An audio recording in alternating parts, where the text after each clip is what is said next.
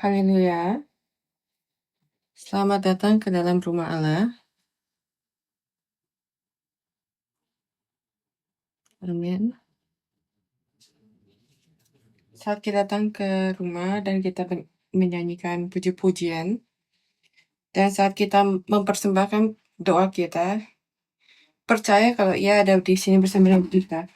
Ia ada di sini bersama dengan kita, dan ia sangat senang berada di sini di dalam bait suci ini. Pagi ini kita akan melanjutkan dari kitab Efesus. Efesus pasal 4 ayat 1 sampai 16 seperti yang dibacakan oleh penatua kita. Dan berdasarkan bacaan ini saya ingin membagikan sebuah pesan dengan judul Orang Kristen yang Dewasa. Orang Kristen yang Dewasa. Saya nggak tahu tentang kamu, tapi ketika saya masih kecil, saya berpikir kalau semua orang dewasa itu pasti sangat dewasa. Secara mereka dewasa, dan saat kita bertumbuh besar, kita mulai menyadari itu nggak seperti itu. Kita menyadari bertambah usia itu alami, tapi menjadi dewasa itu adalah pilihan. Bukankah itu benar?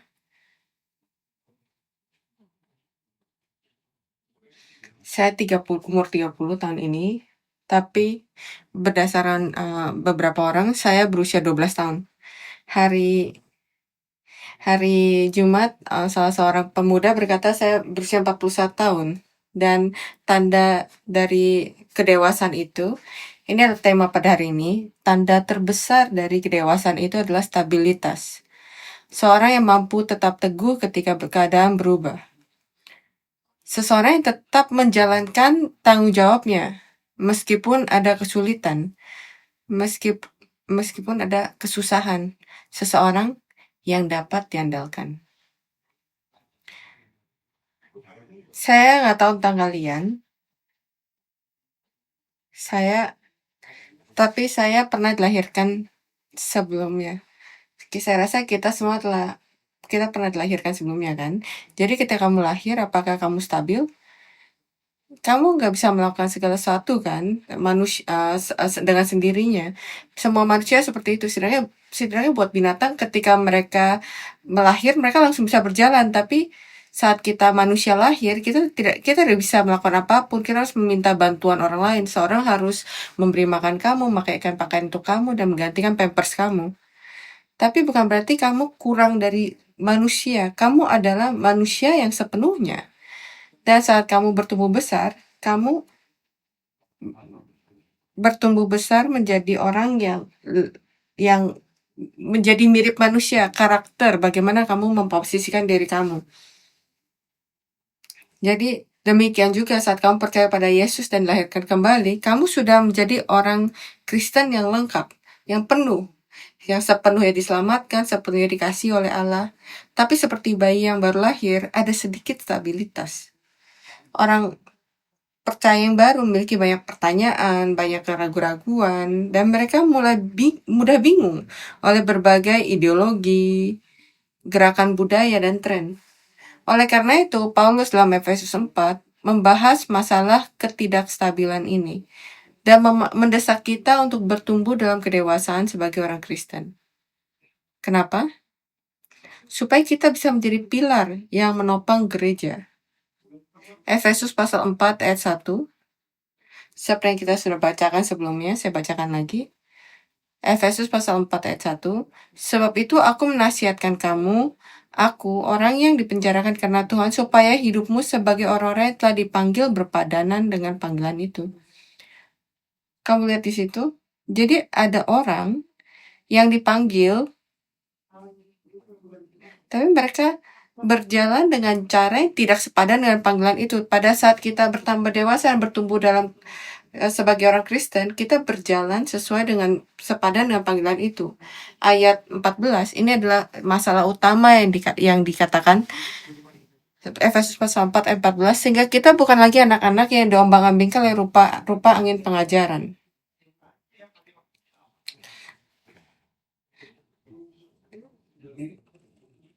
Jadi ini menggambarkan kesulitan dan kesusahan yang kita hadapi dalam kehidupan kita. dan ada rupa-rupa angin pengajaran. Ini adalah ideologi, ide yang ada di dalam gereja sepanjang sejarah. Ya. Ini berbicara juga tentang guru-guru palsu yang berbicara tentang Injil yang lain supaya mereka bisa menarik bagi orang lain, supaya gerejanya itu bisa berkembang sesuatu yang lebih bisa diterima dan lebih menarik untuk dunia ini. Jadi pertanyaan untuk kita pagi ini, bagaimana kita dapat menjadi orang Kristen yang dewasa? Bagaimana saya dapat hidup berjalan dengan perpaduan dengan panggilan Allah? Dan kita akan melihat 4 kualitas dari orang Kristen yang dewasa. Efesus pasal 4 ayat 2-3, orang Kristen yang dewasa memiliki karakter tertentu. Ayat 4-6, orang Kristen dewasa mengetahui hal-hal tertentu. Ayat 7-13, orang Kristen yang dewasa bekerja menuju tujuan tertentu. Dan ayat 14-16, orang Kristen dewasa berbicara tentang kejujuran tertentu. Jadi yang pertama, orang Kristen yang dewasa memiliki karakter tertentu. Kita lihat Yesus pasal 4. Kita akan baca dari ayat 1-3.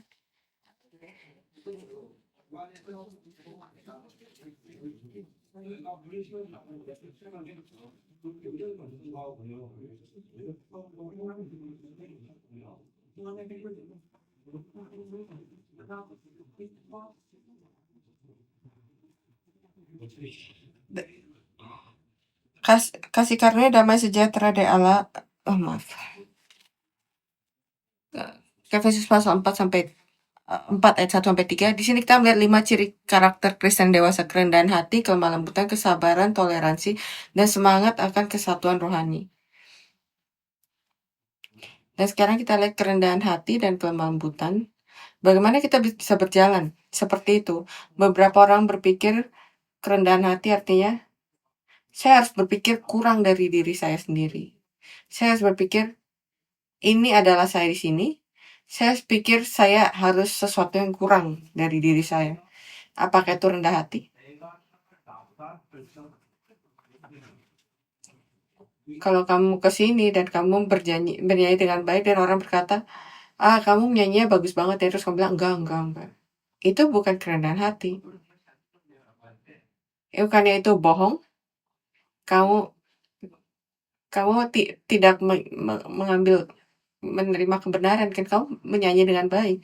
Tapi kerendahan hati itu adalah tidak berpikir saya kurang dari saya sendiri, tapi saya berpikir saya itu kurang. Dan saya berpikir mementingkan orang lain lebih lagi. Filipi pasal 2 ayat 3-4. Dengan tidak mencari kepentingan diri atau puji-pujian sia-sia, sebaliknya hendaklah dengan rendah hati yang seorang menganggap yang lain lebih utama daripada dirinya sendiri. Dan janganlah tiap-tiap orang hanya memperhatikan kepentingan sendiri, tapi kepentingan orang lain juga. Jadi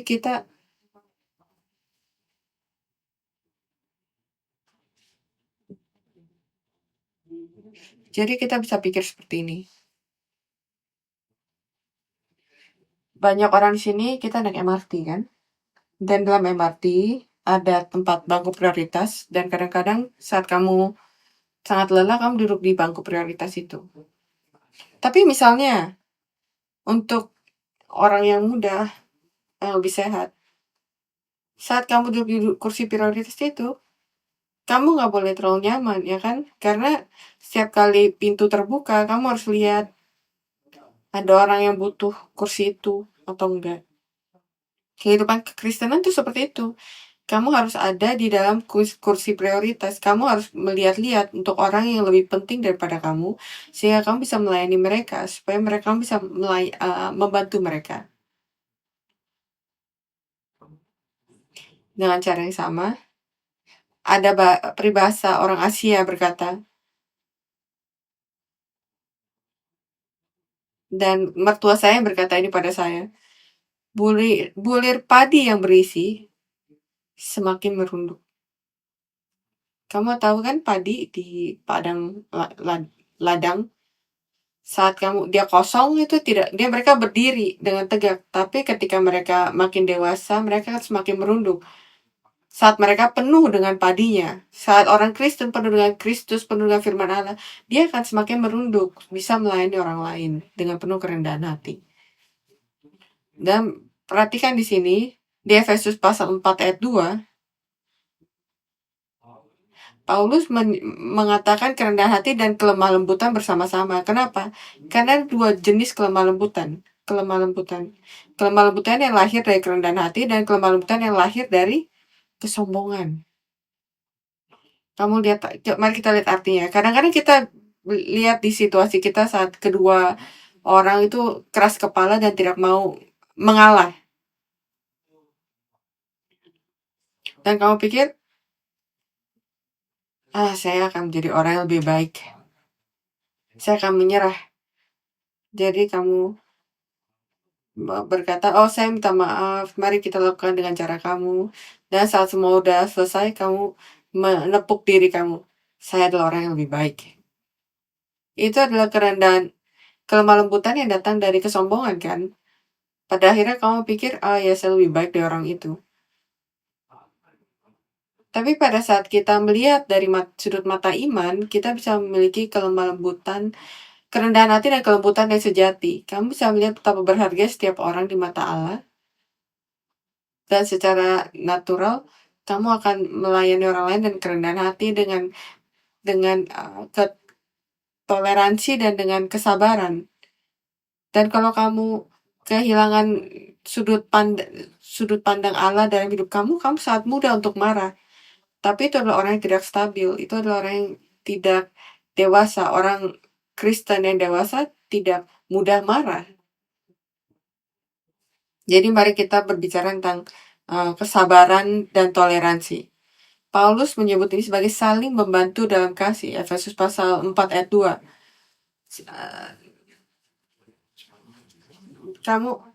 Kamu menahan diri kamu itu, kamu mikir, orang itu orang kurang ajar, jadi saya tidak mau sabar, jadi saya tunggu sampai suatu hal ini akan meledak. Mungkin kamu merasakan ini di tempat kerja, di militer saya merasakan itu. Kita ada orang yang bermasalah dan ia membuat masalah dan dia akan pergi. Kita yang menunggu dan sabar dan toleransi. Saat dia pergi, kita merayakannya. Kamu tahu kan maksud saya? Tapi itu bukan dalam kasih. Itu bukan kesabaran disebut dalam yang dikatakan Rasul Paulus. Kenapa? Karena bukan kesabaran yang Allah miliki untuk kita. Efesus pasal 1 ayat 7. Efesus pasal 1 ayat 7. Sebab di dalam dia dan oleh darahnya kita beroleh penebusan, yaitu pengampunan dosa menurut kekayaan kasih karunia-Nya. Perhatikan. Kita diampuni menurut kekayaan kasih karunia-Nya, bukan dari kekayaan itu. Jadi perbedaan antara diampuni oleh kasih karunia dan ada perbedaan dari diampuni dari kasih karunia-Nya atau diampuni berdasarkan kasih karunia-Nya. Artinya apa? Misalnya kamu ingin bertemu seseorang untuk makan siang dan kamu berkata, yuk kita ketemu jam 12. Tapi pada hari itu kamu telat. Jadi kamu telepon dan bilang, oh sorry, saya akan, misalnya saya sana jam 12.30, kamu bisa menunggu saya nggak? Kalau orang itu pertemuannya jam 4, oh dia berkata, oh iya nggak apa-apa, iya nggak apa-apa. Saya punya waktu, saya akan tunggu untuk kamu, tunggu kamu. Itu adalah maksud dari sabar. Berdasarkan dari sini adalah waktu yang ia punya, dari berdasarkan jadi ini berdasarkan sisa kelebihan. Tapi ia tidak mengasihi kamu karena ia memiliki kasih yang kelebihan. Ia tidak mengasihi kamu karena ia memiliki kasih karena yang kelebihan yang tidak digunakan, jadi ia berikan pada kamu. Bukan cara itu Allah mengasihi kita. Ia mengasihi kamu sesuai dengan kekayaan kasih karunia, sesuai dengan pilihannya. Jadi ia telah memilih kamu. Efesus pasal 1. Dia memilih kamu dan ia mempredestinasikan kamu untuk diadopsikan dalam Kristus. Jadi kesabaran dia terhadap kamu adalah kesabaran seorang ayah. Menunggu untuk anaknya. Menunggu anaknya untuk datang ke rumah. Menunggu anaknya untuk dewasa dan bertumbuh. Dan ini dia menjadi orang dewasa yang bertanggung jawab dan stabil. Allah membesarkan kita seperti itu. Karakter kelima itu adalah semangat untuk memelihara kesatuan roh. Memelihara Efesus pasal 4 ayat 3 dan berusaha memelihara kesatuan roh dalam ikatan damai sejahtera. Saya ingin kamu menyadari Paulus di sini dia berkata menciptakan kesatuan. Ia tidak berkata menciptakan, tapi ia bilang memelihara, memelihara. Karena itu sudah ada di sana.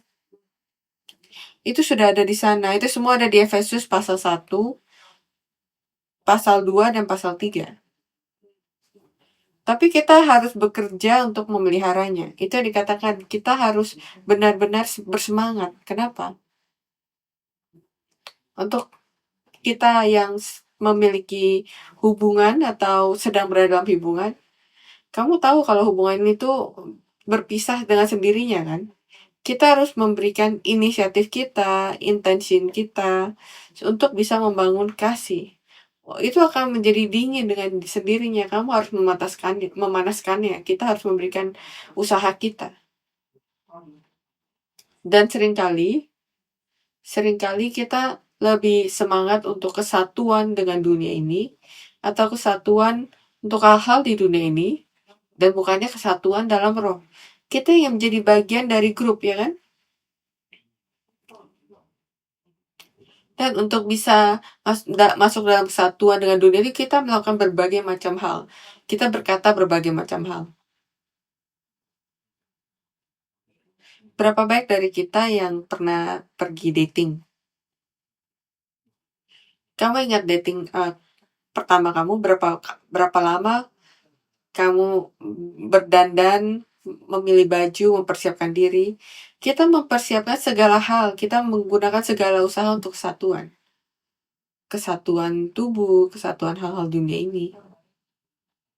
Pikirkan tentang klub yang ada di luar ini. Orang membayar begitu banyak uang untuk bisa menjadi bagian dari klub itu.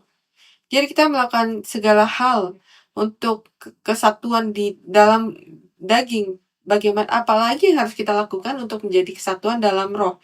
Jadi untuk menyimpulkan bagian itu, kerendahan hati diperlukan karena kesombongan memaksakan kehendaknya, kelemah lembutan harus diperlukan karena kemarahan itu melukai. Kesamaran diperlukan karena kita dapat mengendalikan orang lain. Toleransi diperlukan karena setiap orang memiliki kelemahan. Dan semangat diperlukan karena kesatuan tidak terjadi dengan sendirinya. Kita harus dengan aktif dan penuh tujuan untuk mencarinya. Itu adalah karakter orang Kristen yang dewasa.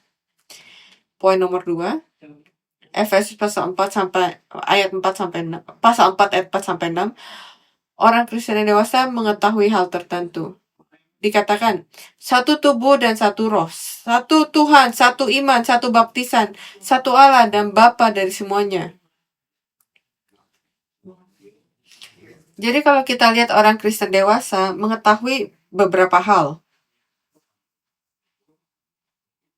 Dan setelah berbicara tentang karakter orang Kristen, Rasul Paulus berkata tentang beberapa hal yang harus orang Kristen harus miliki itu untuk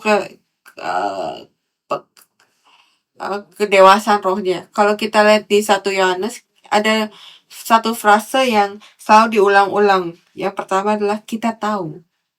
Yang kedua adalah kamu tahu. Dan Rasul Paulus mengatakan ia mengingatkan orang Kristen, kita mengasumsikan mereka kalau mereka tahu beberapa hal, mereka sudah tahu beberapa hal. Apa hal-hal itu? 1 Yohanes pasal 2 ayat 18, kita tahu ini adalah saat terakhir. 1 Yohanes pasal 3 ayat 2, ia tahu bahwa kita Kristus menyatakan diri, kita akan menjadi seperti dia. 1 Yohanes pasal 3 ayat 14, kita tahu bahwa ia telah berpindah dari maut ke hidup. 1 Yohanes pasal 3 ayat 24, kita tahu kalau ia diam dalam kita. 1 Yohanes pasal 5 ayat 19, kita tahu bahwa ia berasal dari Allah. Orang Kristen adalah seorang yang mengetahui hal-hal tertentu, dan orang Kristen dewasa mengetahui inti kebenaran yang dimiliki semua orang percaya. Apa hal itu? Satu tubuh, satu roh, satu harapan, satu Tuhan, satu iman, satu baptisan, satu Bapa. Jadi Rasul Paulus berkata, segala seseorang yang diselamatkan dihidupkan oleh Roh Kudus yang sama, yang oleh satu Yesus dan satu Allah Bapa. Jadi hidup yang kita bagi dalam Roh, kita berbagi hidup yang sama. Dalam Alkitab, Roh Kudus adalah hidup dan nafas dari Kristus. Itu yang diajarkan oleh Alkitab. Dan dilihat di sini. Ketika waktunya tiba untuk Kristus untuk dilahirkan, Maria menjadi hamil oleh siapa? Roh Kudus, ya kan? Dan ketika Yesus mati, ia memberikan apa? Ia memberikan rohnya. Dan ketika ia bangkit lagi dari kematian, ia bangkit dari kekuatan Roh Kudus. Roma pasal 1 ayat 4. Jadi Roh Kudus itu hidup dan nafas Kristus, dan pada saat kita harus lahir kembali, nafas yang sama datang pada kita. Kamu tahu kamu hidup karena kamu bernafas kan? Nafas itu masuk ke dalam. Nafas yang sama yang masuk dalam kita dan memberikan kita hidup yang baru. Kita lahir kembali. Dan artinya apa? Hidup kamu, hidup saya, dan hidup Kristus semuanya terikat bersama-sama. Itulah hidup yang kita bagi karena Roh Kudus. Dan bukan kita berbagi nafas yang sama, kita berbagi dalam tubuh yang sama. Kita berbagi dalam tubuh rohani yang sama. Jadi pada saat berkata, saya percaya pada Kristus, apa langkah berikutnya? Itulah pembaptisan. Langkah berikutnya adalah pembaptisan. Kamu menjadi anggota dari tubuh Kristus. 1 Korintus pasal 12 ayat 13. Karena dalam satu roh kita semua dibaptis menjadi satu tubuh.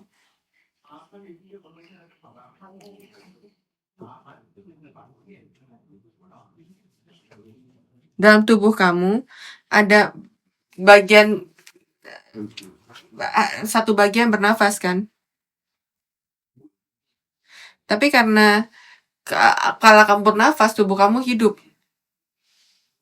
Jadi karena Kristus itu bernafas, kita hidup kan? Itu artinya apa? Kisah para Rasul pasal 9 ayat 4, ketika Rasul Saulus mempersekusi orang Kristen, Kristus muncul dan berkata, kenapa kamu memperkusi orang Kristen? Karena mereka siapapun yang melakukan itu, mereka menyerang Kristus, dan kita semua tuh diserang. Jadi itu artinya tubuh. Dan dengan cara yang sama, saat kamu melayani saudara-saudara kamu dalam gereja, siapa yang kamu layani? Itu kamu melayani Kristus. Tolong percayakan hal itu. Orang Kristen dewasa tahu kesatuan tubuh ini. Mereka tahu kalau mereka itu bukan kepala, mereka tahu kalau Kristus adalah kepalanya. Jadi ia tunduk pada sesama anggota tubuh Kristus. Efesus pasal 5 ayat 21. Efesus pasal 5 ayat 21. Dan rendahkan dirimu seorang kepada yang lain di dalam takut akan Kristus. Takut akan Kristus. Bukan takut atas title yang orang itu punya, atau uang mereka, atau kekayaan mereka, tapi itu adalah karena Kristus. Yang ketiga, orang Kristen dewasa bekerja menuju kesamaan yang kita miliki di hadapan Allah. Kita memiliki satu kesamaan sebagai saudara kan, karena kita semua adalah anak-anak Allah. Kita semua adalah anak-anak Allah.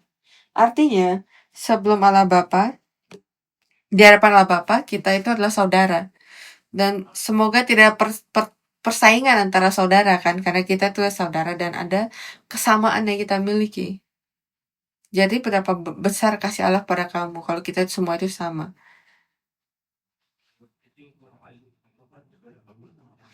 Kadang-kadang kita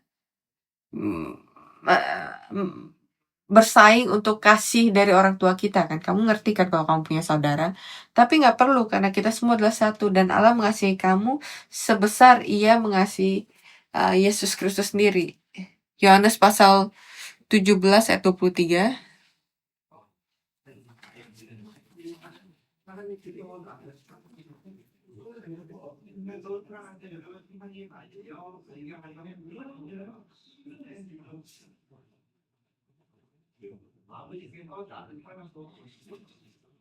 Aku ada dalam mereka dan engkau di dalam aku supaya mereka sempurna menjadi satu agar dunia tahu bahwa engkau yang telah mengutus aku dan bahwa engkau mengasihi mereka sama seperti engkau mengasihi aku. Itu artinya semua orang yang di sini dan di Sunday School semua itu sama. Kita telah menerima identitas kita. Tidak ada yang lebih tinggi atau lebih rendah.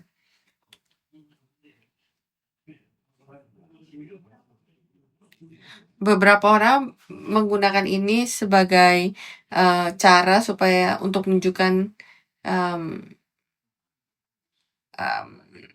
respect. Jadi orang dewasa itu dia Filipi pasal 2 ayat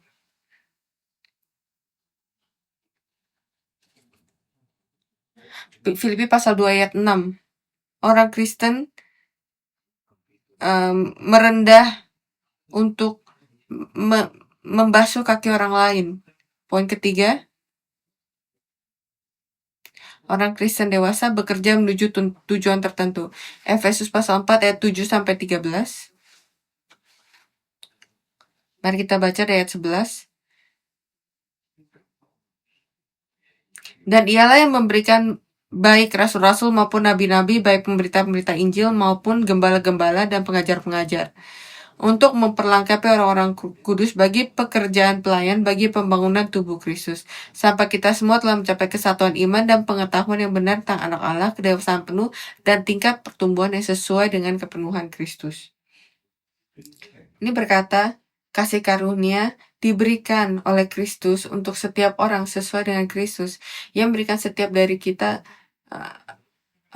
hadiah, kasih karunia, dan talenta yang berbeda. Dan isunya di sini adalah bagaimana kita menggunakan setiap talenta itu. Bagaimana kita bisa menggunakan hadiah itu. Saat kita berbicara tentang hadiah, ini berbicara tentang apa yang baik kamu lakukan, baik itu secara artistik atau musik atau hadiah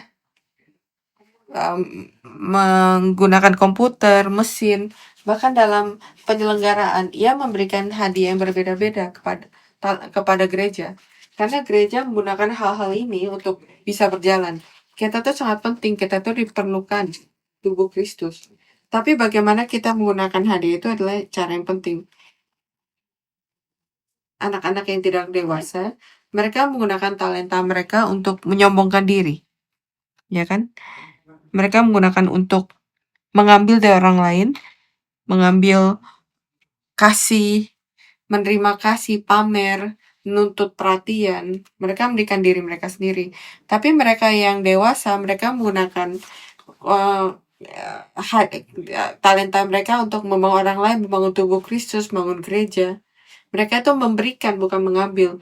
Dan Rasul Paulus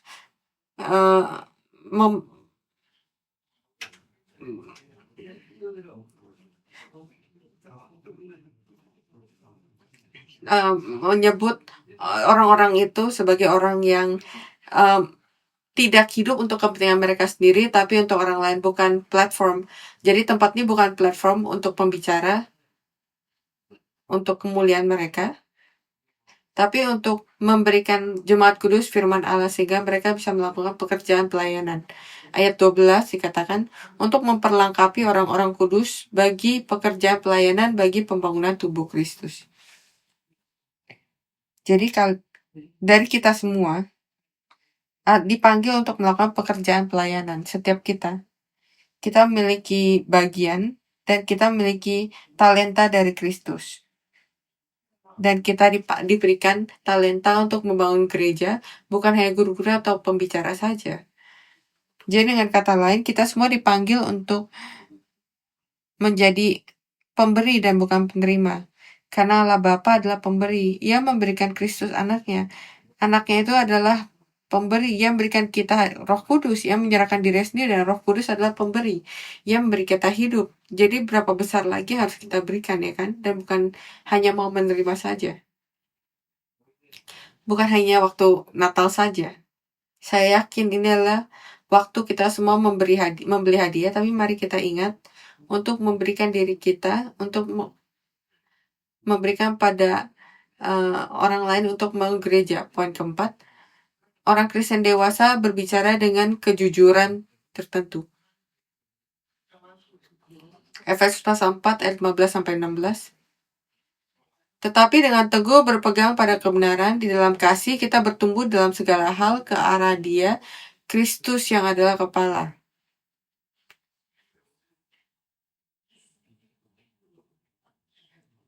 Tetapi dengan teguh berpegang pada kebenaran di dalam kasih. Ini adalah orang Kristen dewasa. Dengan kata lain, ini adalah kebenaran dalam kasih. Artinya kejujuran yang lemah lembut, yang tulus tapi tidak kasar.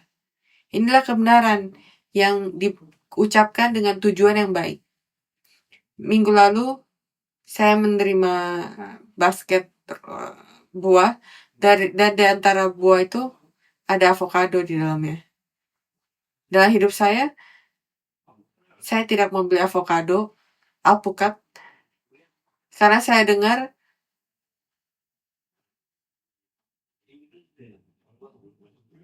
karena sangat susah untuk mendapatkan alpukat yang cocok, karena sangat lama sekali untuk alpukat itu menjadi matang, terus abis itu dia mudah sekali busuk. Jadi setelah saya menerima alpukat itu, saya mencoba untuk menggunakannya. Dan saya lihat bagaimana kita tahu kalau alpukat itu sudah matang. Kalau keras, belum siap. Tapi kalau terlalu lembut, berarti udah nggak enak. Jadi ada waktu tertentu yang sangat tepat di antara waktu yang belum jadi, belum matang, sama yang sebelum busuk. Jadi bagaimana juga ada cara kita berbicara. Ada yang terlalu keras, penuh kebenaran, tapi tidak penuh dengan kasih. Jadi itu sangat susah untuk diterima. Walaupun itu benar. Kamu tahu kan maksudnya? Kamu berkata, oh kamu gak boleh melakukan itu. Kenapa kamu seperti ini? Dan orang yang mendengarkan itu, dan itu benar, tapi mereka gak mau dengar kamu, karena kamu tidak mengatakan dalam kasih. Dengan kata yang lain, ada cara berbicara yang terlalu lembut, terlalu mushy, terlalu banyak empati, tapi tidak ada kebenaran. Jadi itu sangat tidak ada gunanya. Tidak ada arti dalam kata itu. Jadi kalau kamu makan itu terlalu banyak, itu toksik kan, itu jadi empati yang sangat toksik. Tapi orang Kristen dewasa itu adalah seseorang yang berbicara dengan switch tengah-tengah itu, kebenaran. Yaitu bagaimana orang Kristen berbicara. Mereka mengasihi orang kudus dan keluarganya, dan berkata dan mengatakan pada mereka kalau mereka melakukan hal yang salah. Mereka tidak menghindari isu itu karena sesuatu itu aneh. Galatia pasal 6 ayat 1.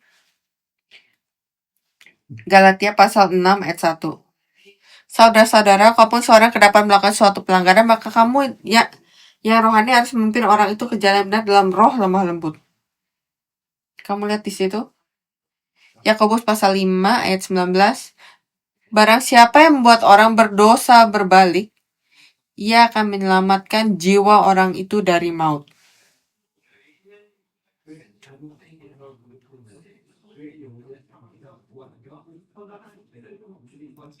Jadi kalau kita lihat ada orang yang kabur, yang berjalan dari kebenaran, kita harus memberikan mereka kebenaran dengan cara yang bisa mereka terima. Itu adalah arti dari teman yang sebenarnya, saudara-saudara yang sebenarnya dalam Kristus. Amsal pasal 27 ayat 5-6. Lebih baik teguran yang nyata-nyata daripada kasih yang tersembunyi. Seorang kawan memukul dengan maksud baik.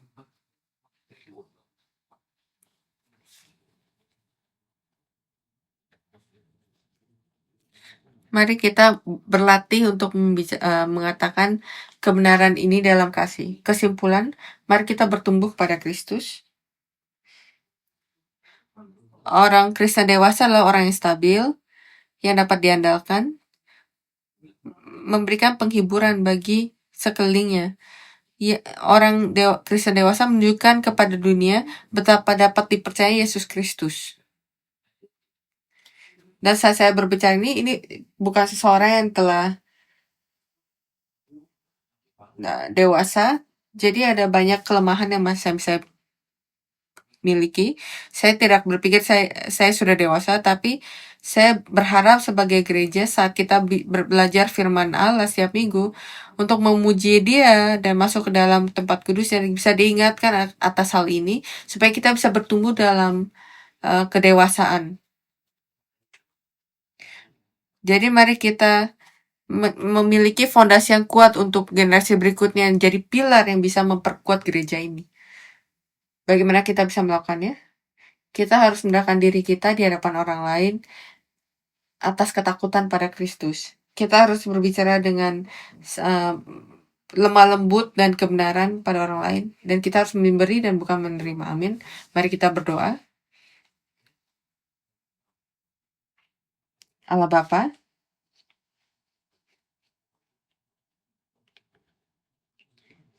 Engkau telah sangat bersabar dengan kami. Engkau telah menjadi sangat baik.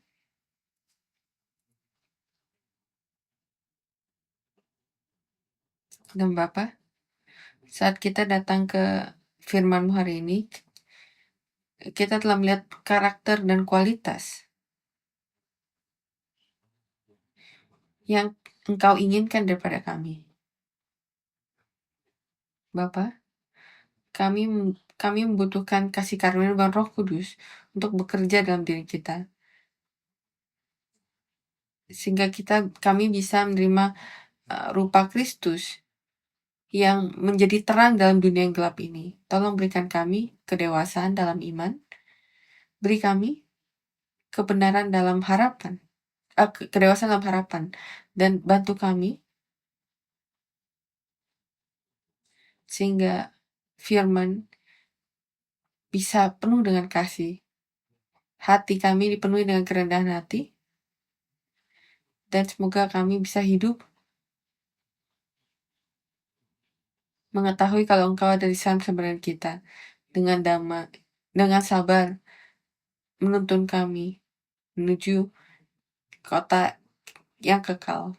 Kami berdoa ini semua dalam nama Yesus yang berharga. Amin. Mari kita bersyukur pada Allah.